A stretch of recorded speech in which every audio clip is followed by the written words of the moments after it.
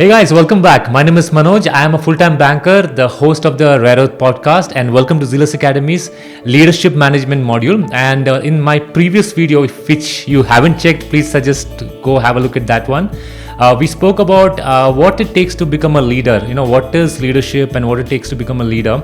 So in this video, I will specifically speak about 5 best practices for leadership. Okay, and why we call it practices, because it's an ongoing skill. It is not something that you do it once, it is something that you do it again and again. Okay, if you actually study a lot of people who are in the leadership position, people who have done things which influences a large group of people, and there have been a lot of studies done. People have written books on it, there have been seminars, there has been a lot of research work. You will notice some common patterns. Okay, so which means that what I'm speaking about is not something which just evolved just suddenly. It has been there for a long time, and as you study these high achievers, you start noticing these patterns, and when you start noticing these patterns, you really benefit. Okay, if you really want to shorten the length of learning of anything, if you really want to get to be a good athlete, if you want to be somebody who's a very successful software engineer, or somebody who's a scientist in biology, if you want to really shorten your learning curve, what is the best way? Okay, studying and reading is good, but one of the best ways is actually start modeling, emulating people who have already achieved what you want to achieve. Okay, why do I say modeling them? Because they have already worked worked the hard way. They have actually gone through the journey. They know what are the pitfalls. Okay, spending some time with these people and learning their mindsets really shortens your learning curve. Okay, so people who have actually studied these high achievers, people who have studied these leaders who are amazing influences in the world, they have identified these 5 best practices. Okay, so what I'm going to share with you are some of the best practices followed by some of the best leaders. Okay, the number one most common trait that you will see in best leaders is they have a clear vision. What do I mean by clear vision? They have a compelling future which a lot of the other people are not able to grasp. Okay, so they operate from a different plane of reality. They see something which is long term, which a lot of you and I cannot see. Okay, if you look at when you speak about Steve Jobs was operating from a completely different plane of reality as compared to his entire team. So people who worked very closely with him used to say he used to have a very unique vision which only he used to believe in. Okay, and as long as he was having that clarity, he had a compelling vision, people got absorbed to that vision. Okay, and that is what when I say a leader is not somebody who's got anything special, but he has got a little bit higher vision as compared to the rest. So he's seeing something which others are not able to see, which you and I are not able to see. And since this person is able to see a little longer, a little different vision, you get sucked into that vision and you become a part of you become a volunteer. Okay, so if you are a leader, then you have to have that crystal clear vision. What is that your company should look like maybe 5 years from now, 10 years from now? What should your life look like? When we speak about leadership, it is about self-management. How should your life look like 5 years from today, 10 years from today?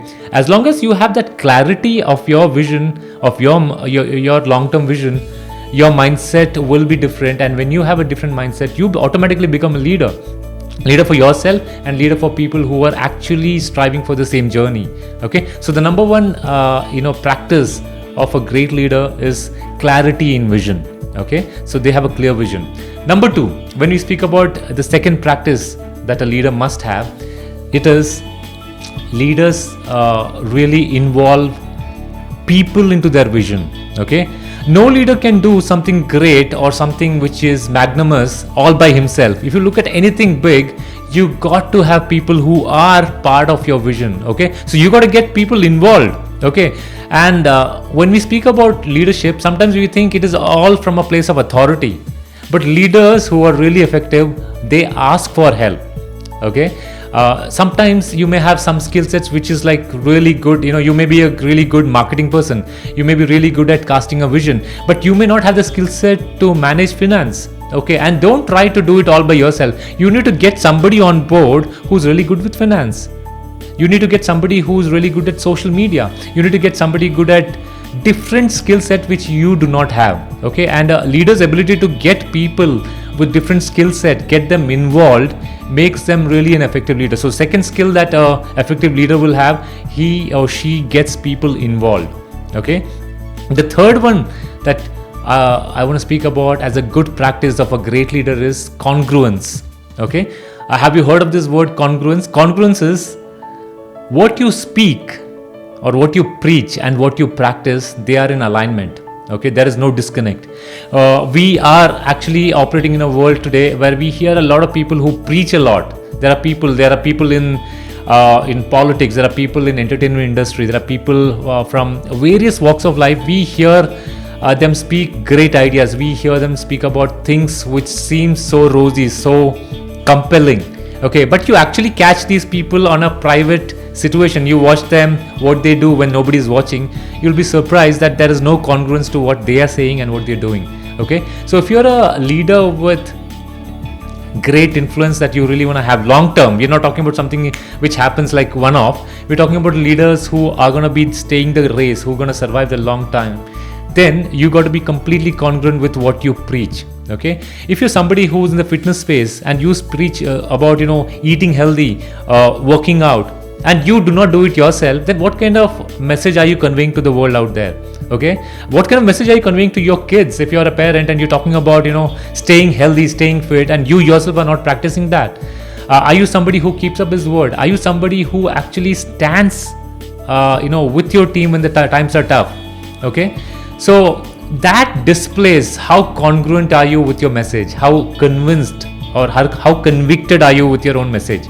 Okay, so great and effective leaders are congruent, so they speak and practice what they preach.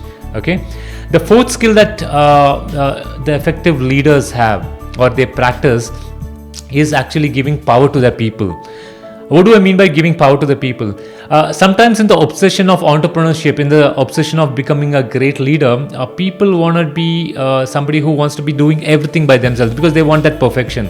Okay, but if you're a great leader, you understand the power of leverage. What I mean by that is your ability to trust your team, your ability to give power to your team to make judgment calls, to make decisions on their own and empower them.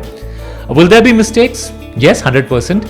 Will things affect the timelines? 100% it will, but it is a process. Have you ever had, when you're working with somebody who's a great leader, that leader giving you that responsibility with total faith that you will handle it? How did that make you feel? Did it make you feel pressured or did it make you feel more responsible? You probably must have had a more sense of ownership to the task. That's exactly the feeling that you get when you actually ask your team member and entrust them with the idea that you manage this, you empower them, I trust you.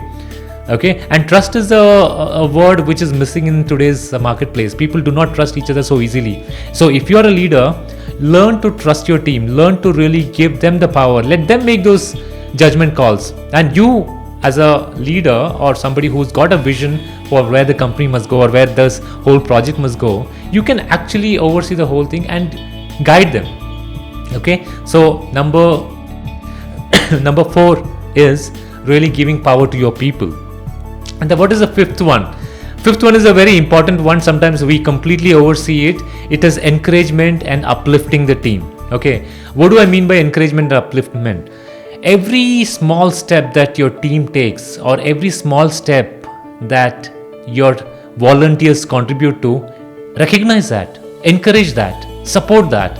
Okay, as long as people feel appreciated, as long as people feel that they mean something in the mission and the vision of the company, they will be more than happy to give 110%. Okay, we have all been victim to organization or an office where we have been working hard, but we see that our managers or our leaders have missed noticing us, and every time we have felt that somebody is not even noticing us, how does it feel? Even though you're doing your work fine, you feel that there is no value or there is no addition of recognition happening there, right?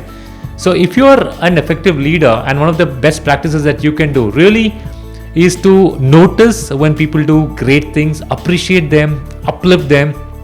When something goes great, you give praises like crazy to your team. Okay, and if something doesn't go great, you do not blame them, you own the ownership, you take accountability for the results. Okay, and that makes somebody a great leader. Okay, so these are the 5 best practices. What are the 5 best practices? A leader has a clear vision. What is number 2? He actually gets everybody involved. Then number 3, he is congruent with his message. What he speaks and what he practices is in congruence. Number 4, he gives power to his people. And number 5, he encourages and uplifts. Okay, so these are 5 practices, and if you think this video was of value, you think this is going to be of great help to other people, do share it with others, subscribe our channel and give it a like. I'll see you on the next video where we will be speaking about some practical tips. Okay, these are some ideas. What can you do to really implement these leadership skills in your life? I'll see you on the next video. Thank you.